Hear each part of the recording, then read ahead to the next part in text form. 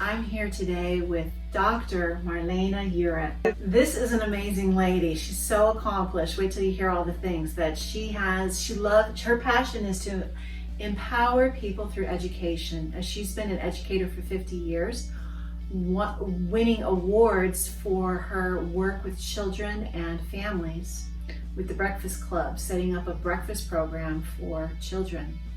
And she has written 8 books. We're going to be talking about her latest one today. She is a realtor, she is a home stager, and she's just such a dynamite go-getter, just always working on herself and her life, and just an inspiration to me. And so I'm so excited to hear about her new book I want to share with you today. The Secret Sauce of Downsizing. Secret Sauce of Downsizing. Something that makes you unique. I know you have something really special about you that no one else has probably done out there. Oh. That you were a community hero, and that led you to? Actually, being an Olympic torchbearer. Olympic torchbearer. Yeah. That is incredible. Absolutely. And I would have never guessed in a million years that would happen. But in 1996, my congressman, I was living in the Bay Area at the time, San Francisco Bay Area. My congressman noticed the work that I had been doing in my community and made me a community hero and selected me as an Olympic torch runner. Not only did I run with the Olympic torch, I wound up on the front page of our newspaper as running with the torch. Yeah, really. So this was just an amazing thing. And you know, Carolyn, I'm so excited because this year the Olympics are occurring in Japan. And the other thing that's very exciting is over a year ago, my husband and I bought tickets for a cruise for the Greek islands.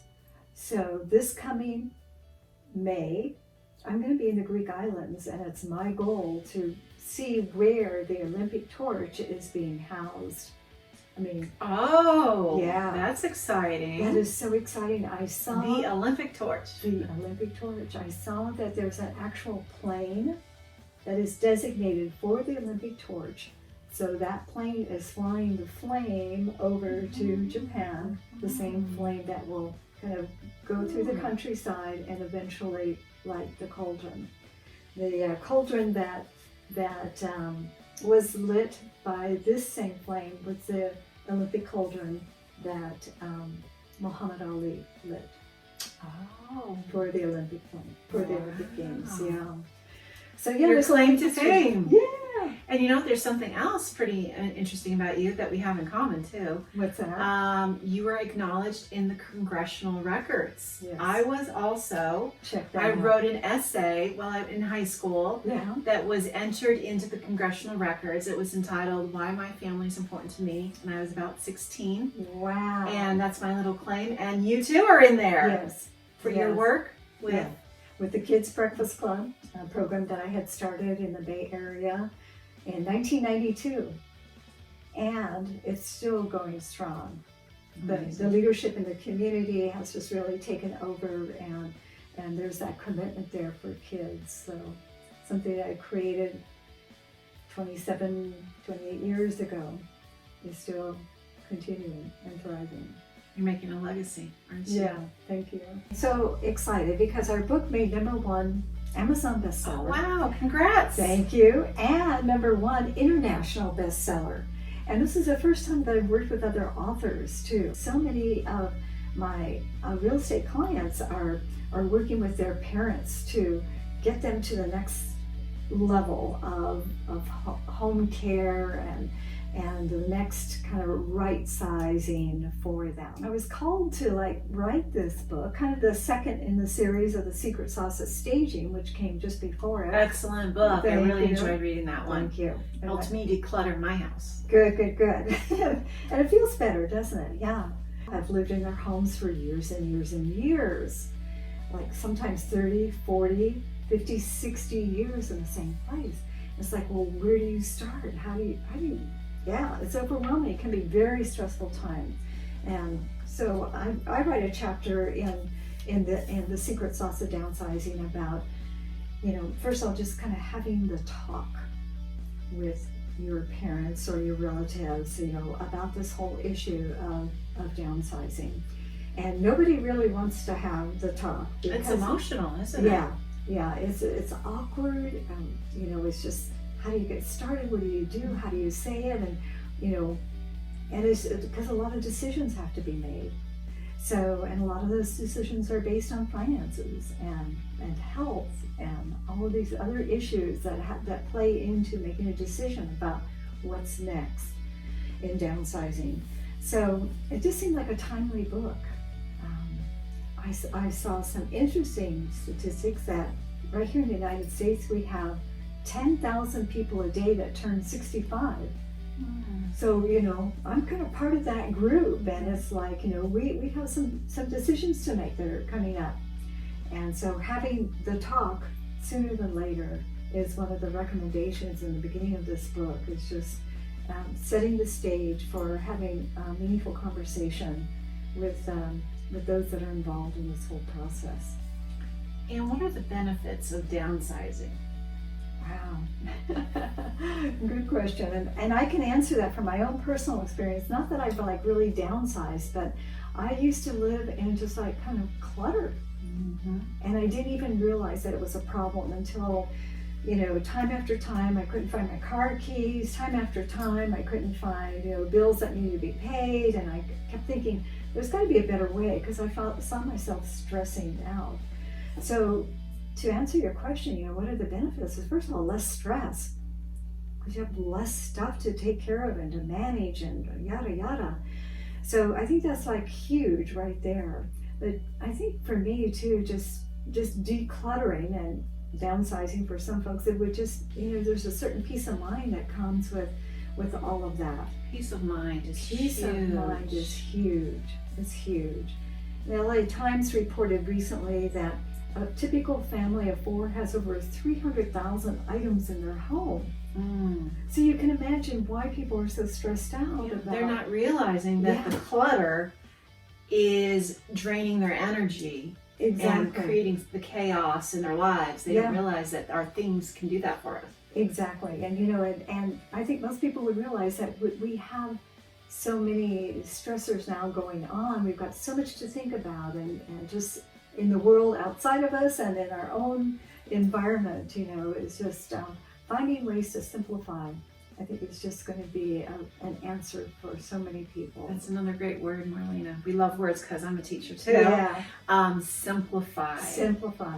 That's kind of the way that things are going now, because it just is that peace of mind. It is less stress. Yeah. Simplifying your life in every way. Absolutely. And what's interesting is that we live in a culture where more is better. Mm-hmm.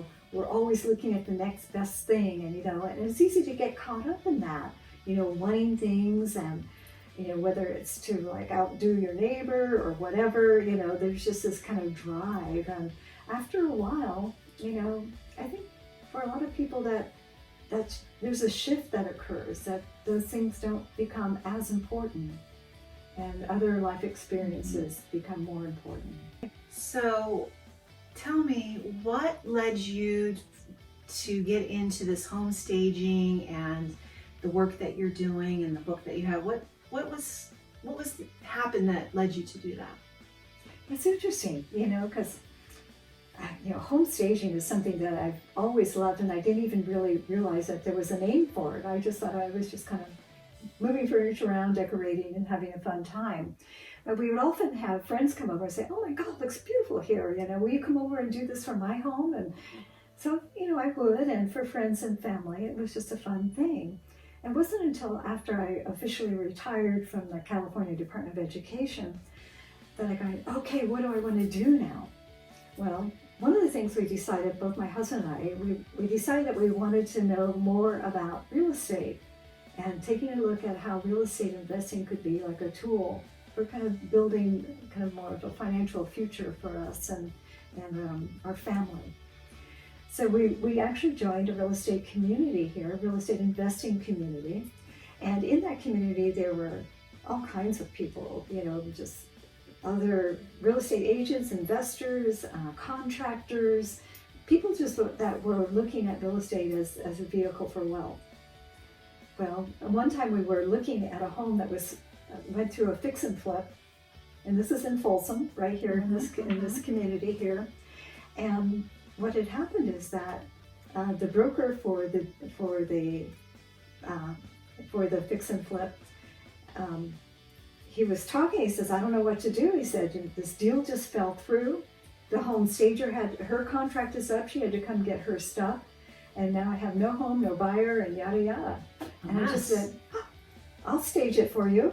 Just jumped right in. I just jumped right in, and I didn't even know what I was saying, and I didn't even know I love how I was those going to do moments. it. I love it. So right away, my brain is like scrambling, like, how am I going to do this? How am I going to pull this off? But anyways, we did, and it looked beautiful, and I had so much fun doing it. And it was like, this isn't work. This is just fun, and I get paid for it, and I love it. And so I kind of fell into being a home stager, and then I later on went and got certified, and it's something that I do. I'm getting ready to stage a $1 million home out in Shingle Springs. Beautiful, beautiful home that a real estate investor has just completed. So, that is an awesome chain of events where you were in the right place at the right time. Yeah. You jumped at an opportunity before you even thought about it. You jumped in, leading you to a passion that has been a career and writing books about and helping other people with.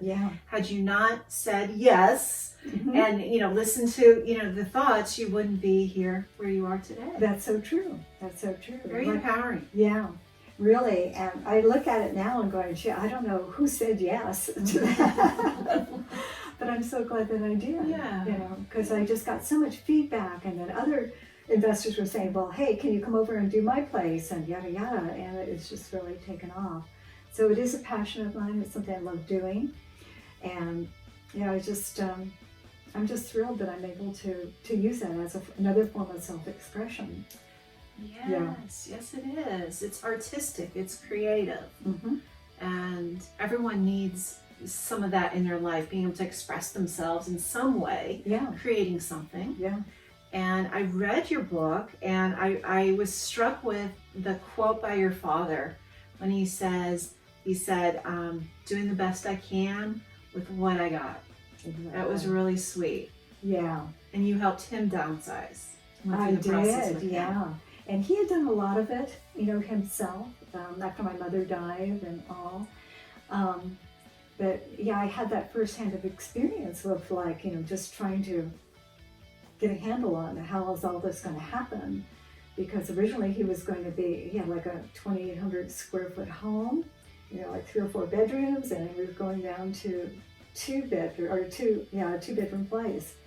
And that was one of the larger models, And so unfortunately he didn't actually get to that point where he moved in because his health declined so quickly that he was not even able to do that official move, that he wound up in hospice care shortly after he started downsizing.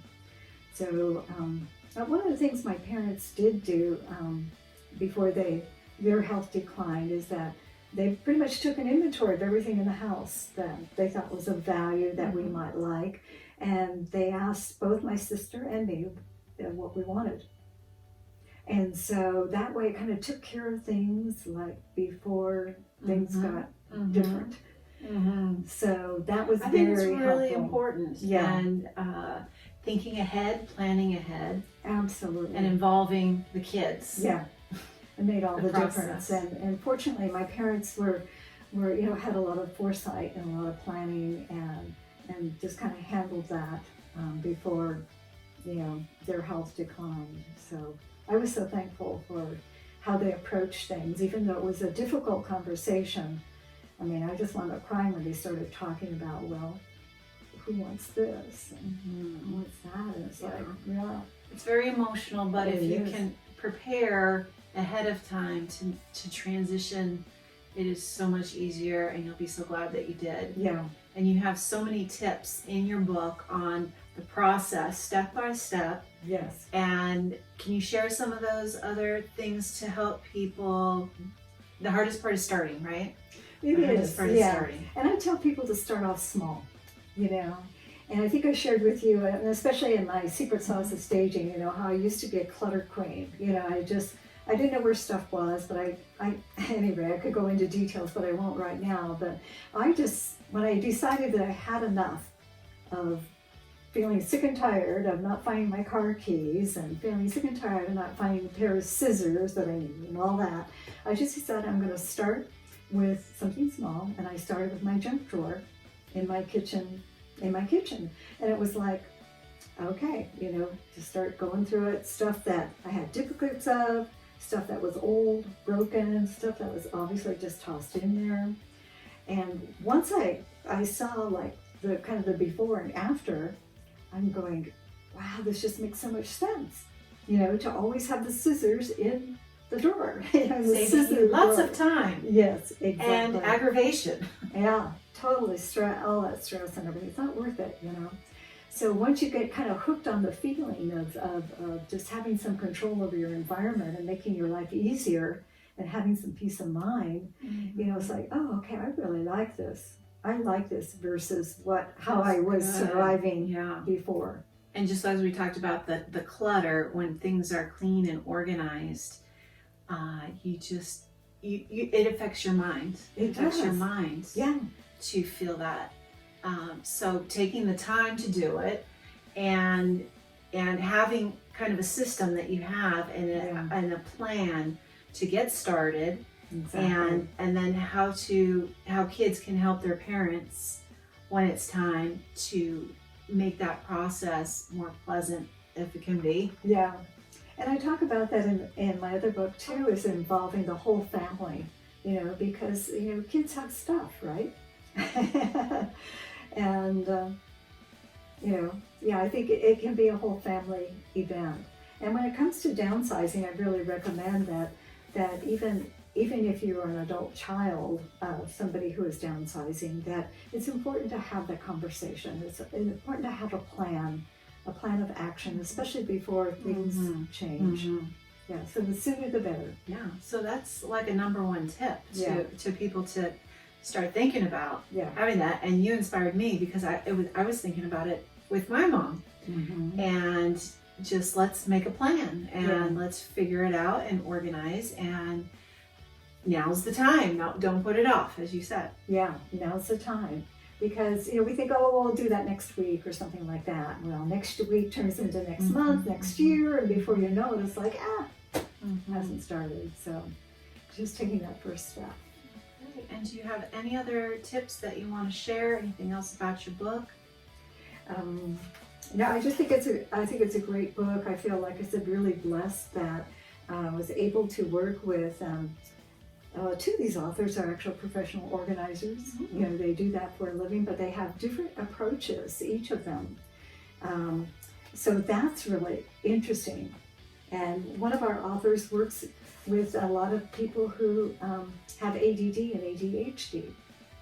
And I didn't even realize that until talking with her and reading her portion of the book, was that, wow, you know, there's a whole need for that, because people think differently. Mm-hmm. And sometimes people need to learn how to categorize things, how to put things together, how to make decisions on things. So, yeah, I think there's something for everybody in this book. Nice. And I understand you beat out Martha Stewart Yes. on Amazon bestseller. I know. And someone else that's famous at organizing right now. She has her own TV show. You beat Marie Kondo. Marie Kondo. Yeah. So people are craving this in their life. Yes. I've seen her show where people are in tears at the results of their decluttered home, and so emotional about, letting go. So it's really important right now, and people are really looking for this. Absolutely. And that's one of the things that's addressed in this book, is the emotional component of letting go. It's a real thing. Because when you look at an item of clothing, at least for me too, it's like, oh, that's the blouse I wore on my honeymoon. 35 years ago. It's like, oh, wait a minute. So yeah, it's, how to like kind of step aside and make those decisions based on your plan for downsizing and what's next for you. So don't be a hoarder. And how to, that's a struggle for me to let go of things that because I've given it away. Oh, I need that. Yeah. So I hold on to it, and I really want to let go. Marlena, help me. How do I let go of the junk in my garage? I know. How do I do it? Well, that's interesting because my husband and I are dealing with this right now because our garage is like the area that really needs attention. And so what we've done for us that seems to help is that we've talked about it now. We've talked about it before we even started. It's kind of like, well, how do we want this garage to function? What do we need it for? What do we want to have happen here? I have my staging stuff. I have a section for staging. He has his tools. We've got a 3-car garage. Your garage is nice. It is. And organized and beautiful. Well, almost. But we talk about how do we downsize. And my husband has tools he's had for 30 years. And of course hasn't used them. And we also know that as soon as he gives them away or whatever, that he'll need it, right? But I mean, that's just kind of part of Murphy's Law or whatever. But for us, just get over it. You're telling me just get over it and don't think about that because it's interfering. Yeah, because what we do is we've kind of come up with some rules. Kind of rules, if you want to call it. If we haven't used it in 5 years, for sure it's going. If we haven't used it for 3 years, for sure it's going. If we haven't used it for a year, it might be staying around. But that's again, really hard to do. And what I love in our book is that a lot of the authors have come up with some clues for dealing with that kind of emotional component of letting go.